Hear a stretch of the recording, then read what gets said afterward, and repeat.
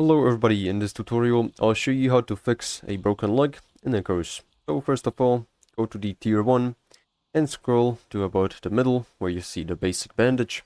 Go ahead and unlock it, and from this you can go ahead and unlock the Splint, which is going to provide a Splint modifier, which is going to make sure that broken legs get healed. And to get it, you'll need some wood, sticks and fiber.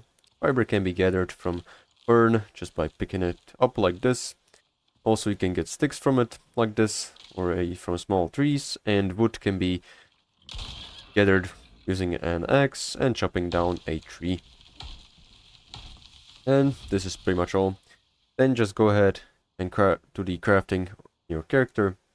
Search for the splint, and once you have enough materials, you can go ahead and craft it.